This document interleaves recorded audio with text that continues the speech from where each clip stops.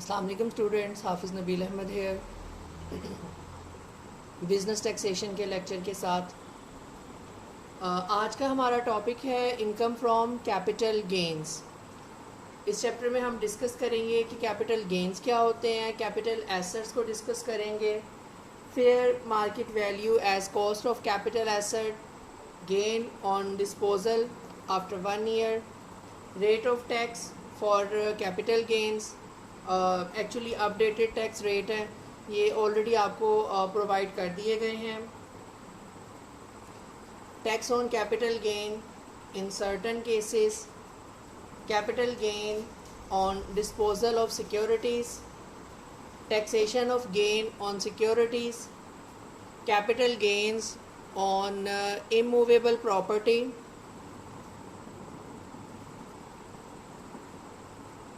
and the last one capital losses. तो सबसे पहले डिस्कस करते हैं कैपिटल गेन्स को। Capital gains means any gain arising from the disposal of capital assets taxable under the head capital gains. This will be deemed to be income of the year in which the disposal takes place. जिस साल आप अपना कोई capital assets जो हैं उसको cell करेंगे, dispose of कर देंगे, तो उससे जो इनकम आपको आएगी उसको कैपिटल गेन कहते हैं। और पर्टिकुलरली एक जो इम्पॉर्टेंट पॉइंट है वो ये है, it means any gain arising from the disposal of capital asset. इसका मतलब आपने वो एसेट जितने का ख़रीदा है उससे ज़्यादा पे अगर वो सेल होगा तो वो कैपिटल गेन कहलाएगा। अगर फॉर एग्ज़ाम्पल आपने एक गाड़ी जो है, एक सुपर लग्जरी कार जो है वो 50 लाख रुपीज़ की परचेज़ की है और आफ्टर 2 ईयर्स आप उसको सेल करना चाहते हैं, लेकिन उसकी जो मार्केट प्राइस है वो विद इन 2 ईयर इंक्रीज़ कर गई है और अब आपकी जो गाड़ी है वो 60 लाख रुपीज़ की डिस्पोज ऑफ या सेल हुई है। तो ये जो डिफरेंस है उसकी सेल प्राइस में और उसकी परचेज प्राइस में, ये एक्चुअली आपका कैपिटल गेन है। ऑन दी अदर टर्म, अगर आपने वही गाड़ी जो 50 लाख रुपीज़ की परचेज़ की है, अगर आप उसको 40 लाख रुपीज़ में सेल करेंगे तो इसको हम यहाँ पे कैपिटल लॉसेस में डिस्कस करेंगे और कैपिटल लॉसेस में नोट डाउन करेंगे। Capital assets mean any property of any kind held by a person excluding the following assets.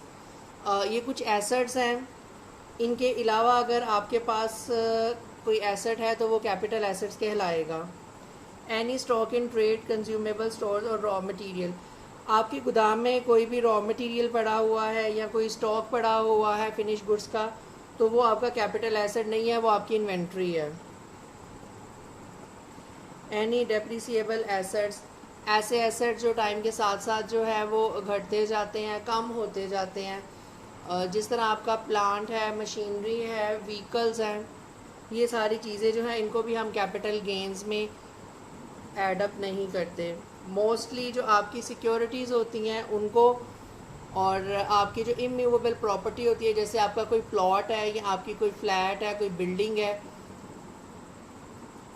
कोई लैंड है एग्रीकल्चरल वगैरह, तो ये सारी चीज़ें जो हैं ये आपकी इनकम फ्रॉम कैपिटल गेन्स में हम डिस्कस करते हैं और ये जो है कैपिटल एसेट्स कहलाते हैं। Any tangible assets on which amortization is allowed, any movable property held for personal use by the person or his family member dependent upon him, however the following assets shall be treated as capital assets. कोई भी movable property जो person खुद या उसका family member जिस पे वो depend करता है, अगर वो यूज़ कर रहा है तो वो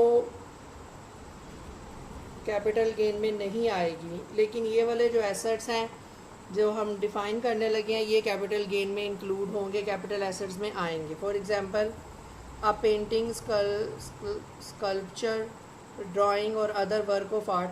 आर्ट का किसी भी किस्म की कोई भी पेंटिंग या कोई भी नमूना, कोई भी स्टैचू वगैरह, ज्वेलरी, अरियर, मैन्युस्क्रिप्ट, फोलियो और बुक, अ पोस्टेज स्टैम्प और फर्स्ट डे कवर, अ क्वाइन और medallion, antique,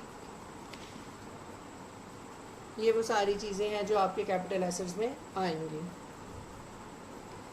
In order to charge an income under this head, there should be gain on disposal of the capital asset. The gain is computed by deducting cost of asset from amount received on disposal of the asset. हम जो है वो calculate किस तरह करते हैं capital asset का dispose of होना और कैपिटल गेन कैसे कैलकुलेट होता है. इन सिंपल वर्ड, वो प्रॉपर्टी आपने जितने की ख़रीदी है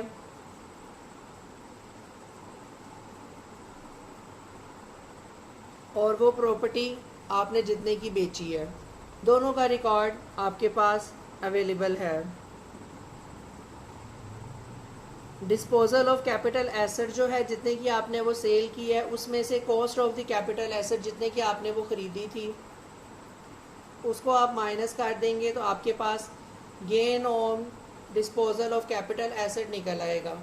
अगर डिस्पोजल ऑफ कैपिटल एसेट की अमाउंट ज़्यादा है, कॉस्ट कम है, तो आपके पास gain on disposal of capital asset आएगा. लेकिन अगर डिस्पोजल की प्राइस जो है वो कम है और cost of the capital asset ज़्यादा है, तो देन आपके पास loss on disposal of capital asset जो है वो निकल आएगा. Some examples of capital assets include jewellery, term finance certificates, मुशारका certificates, shares of company. Fair market value as cost of capital asset. Fair market value of the asset on the date of its transfer or acquisition by the person shall be treated to be the cost of the asset, where the capital asset becomes the property of the person due to, जब ownership जो है एक बंदे के नाम transfer हो जाती है या वो उसे ख़रीद लेता है या उसे वो मिल जाती है किसी भी सोर्स से, इधर वो कोई गिफ्ट है या कोई विल है, तोहफ़ा मिला है उसे, या वसीयत के मुताबिक कुछ मिला है, इनहेरिटेंस में आया है, डिस्ट्रीब्यूशन ऑफ एसेट्स जो है, resolution of an association of person उसके नतीजे में मिला है, या distribution of assets on liquidation of A company, company liquidate हुई और उसके नतीजे में मिला है. तो इन चारों में से किसी भी वजह से कोई भी एसेट जो है वो आपको मिल सकता है, तो उसकी जो फेयर मार्केट वैल्यू है या जो प्राइस है वो उसी दिन से कंसीडर की जाएगी जिस दिन से वो उसको ट्रांसफ़र हुआ है. Gain on disposal after 1 year, an exemption of 25% of the capital gain is available where a capital asset is disposed of after 1 year of its acquisition. It means only 75% of the gain will be taxable in such cases. अगर with in 1 year आपने जो asset है उसको dispose of कर दिया है तो definitely आपको 100% जो है वो टैक्स, आपकी जितनी भी इनकम होगी डिस्पोजेबल ऑफ कैपिटल एसेट से वो सारी की सारी 100% जो है वो टैक्सेबल होगी. लेकिन अगर आप आफ्टर 1 year उसको सेल करते हैं तो आपको 25% एग्जम्पशन मिलेगी. जस्ट आपकी जो 75% अमाउंट है वो टैक्सेबल चार्ज की जाएगी. इन केसेस में this treatment is not available to the following capital assets. इन एसेट्स पे इसका इतलाक नहीं होगा. Shares of public companies, vouchers of Pakistan telecommunication corporation, मुदारबा certificates, any instrument of redeemable capital example मुशारका certificate, term finance certificate, any other security excluding share not based on interest.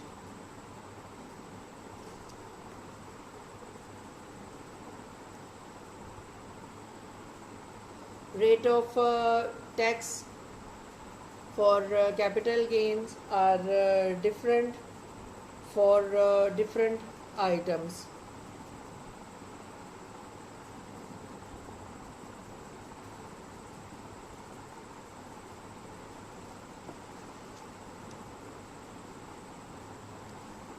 Capital gain on disposal of securities. Within capital asset, a new term has been introduced which is called as securities. The tax treatment of securities is different from rest of the other capital assets. जो capital gain on disposal of securities है वो दूसरे जो immovable property है उससे इनका जो treatment है वो डिफरेंट होगा. कैपिटल एसेट की डिफरेंट काइंड है जिसमें से एक को हम सिक्योरिटीज़ कहते हैं और सिक्योरिटीज़ का जो ट्रीटमेंट है वो हम कैपिटल एसेट में दूसरे कैपिटल एसेट से थोड़ा सा डिफरेंट करेंगे. Security means the following capital asset. Security में ये कैपिटल एसेट शामिल हैं. Shares of public company, voucher of Pakistan telecommunication corporation, मुदारबा certificate and instrument of redeemable capital. Example मुशारका certificate, term finance certificate, any other security other than share note based on interest, derivative product just like treasury bonds which is issued by normally the State Bank of Pakistan. Taxation of gain on securities. The updated table for tax rate, holding period of the security is also uploaded and shared with you earlier. Kindly review it. Capital gains on immovable property, section 37. As per Finance Act 2012, gain arising on the disposal of immovable property held for a period up to 2 years by a person in a tax year shall be chargeable to tax in that year under the head of capital gains and the following rates. Finance Act 2012 के accordingly अगर कोई बंदा अपनी immovable property dispose of करता है और कम से कम 2 साल तक उसने वो अपने पास प्रॉपर्टी रखी है, 2 साल तक उसको अपने पास पोजेशन में रखने के बाद उसको सेल किया और जिस टैक्स ईयर में वो सेल करेगा उसके ऊपर जो अपडेटेड टैक्स रेट है उसके अकॉर्डिंगली कैपिटल गेन का जो रेट है वो एप्लीकेबल होगा.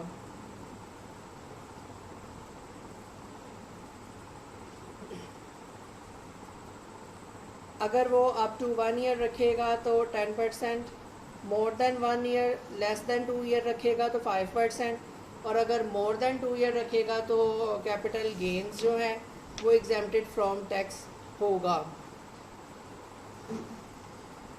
कैपिटल लॉसेस ऑलरेडी हमने इनको थोड़ा बहुत डिस्कस कर लिया था, हमारा लास्ट टॉपिक.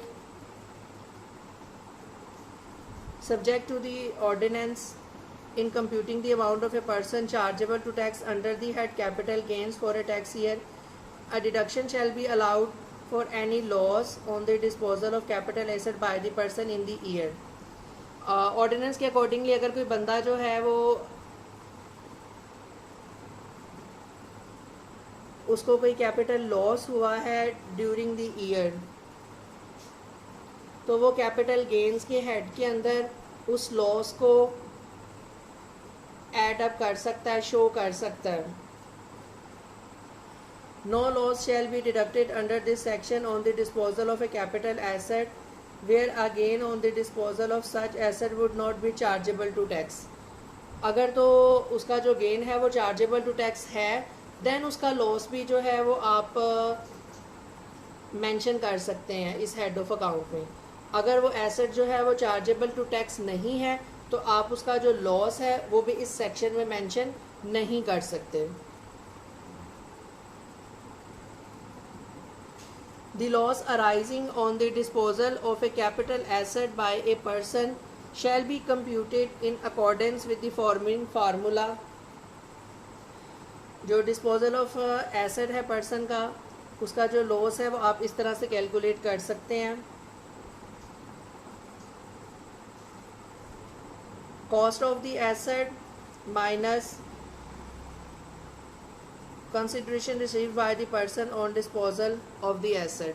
उसने वो चीज़ कितने की खरीदी और कितने की बेची उनका जो डिफरेंस है उस इस फार्मूले के थ्रू आप उसको कैलकुलेट कर सकते हैं. The provision of sub section 4 of section 37 shall apply in determining components A of the formula in sub section 3. no loss shall be recognized under this ordinance on the disposal of the following capital assets. ये वो capital asset हैं जिनका जो loss है वो recognise नहीं किया गया इस ऑर्डिनेंस के अंदर. That would be a painting, sculpture, drawing और other work of art, jewellery, rare manuscript, folio और book, a postage stamp or first day cover, a coin or medallion or an antique. So ये हमारा आज का lecture था जिसमें हमने income from capital gain के इम्पोर्टेंट डेफिनेशंस को, इम्पोर्टेंट टर्मिनोलॉजीज़ को और most importantly formula which we can help us in computing the capital gains और कैपिटल लॉसेस, उसको हमने डिस्कस किया. Thank you very much.